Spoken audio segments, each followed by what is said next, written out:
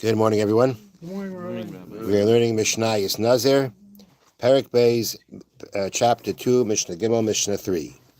All right. Mezgalos HaKais. They poured a cup of wine for someone. V'amar, that person said, Hareini Nazir mimenu. I am hereby a Nazir from it. Harez a Nazir. That makes him into a full-fledged Nazir. Now, we actually had, in the beginning of the Masechta, we had a case, right, where a person says,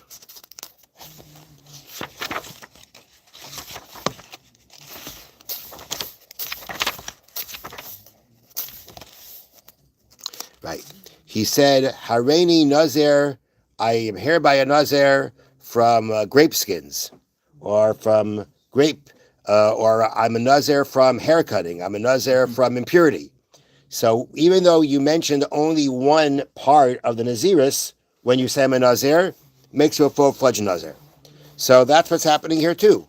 Person's a full-fledged. He says I'm a Nazir from this cup of wine. You know, drinking wine is part of the Naziris. That, even though he only mentioned this one thing, that makes him to a full-fledged Nazir. Mm-hmm. Now, that's not the whole reason why the Mishnah starts off with this. Because actually there's a part of the Mishnah that is missing, that the Gemara says you've got to add another part to this Mishnah. And that is the following. This ruling applies when he is sober. Mm. However, if they offered him a cup of wine to him when he was drunk, and then he said, I'm hereby a Nazir from it, then he's not a Nazir. Okay? Since he really does not mean to become a Nazir, just to forbid this cup of wine, as the Mishnah will explain soon.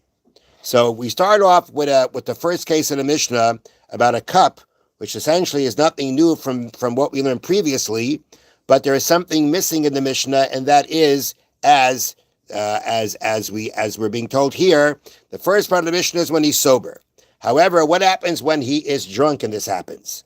So the Mishnah continues now. The story is about a woman. She was drunk. Mm-hmm. And they poured her another cup. Like, here, have another one. You know, people tend to do that.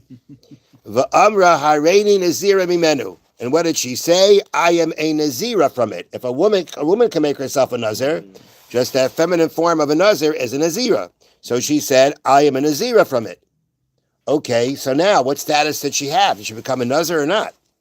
Amru Chacham, the Chachamim said, we know her intention here was only to say that this should be on me like a carbon, meaning this is always the expression that's used when a person makes a neder. When you make a neder, you say something should be to me like a carbon.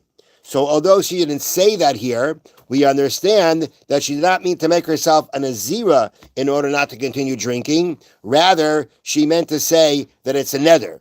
It's a vow. She makes herself forbidden from this cup. And therefore, she's forbidden from the cup, but she's not a nazira. Now, there's a little bit more explanation that we need here. I'm going to read to you from the bottom, because we previously had, in a previous Mishnah, we had a case where someone said, I'm a nazir. They told us afterwards that they meant to say that they meant to make a neder, not a naziris. And Beis Hillel said, doesn't work. You can't do that. It's not going to work. If you said nazir, you're nazir. Which means that basically, if you're meant to make a neder, then say neder, don't say nazir. What are you saying nazir for? So in this case, though, she said nazira, and still we say that she meant to make a neder. So I'll read to you from the bottom. People will often push a drunken person to drink more wine. In this story, the drunken woman did not want any more. Therefore, she vowed not to drink the cup poured for her so that they would not push her to drink it.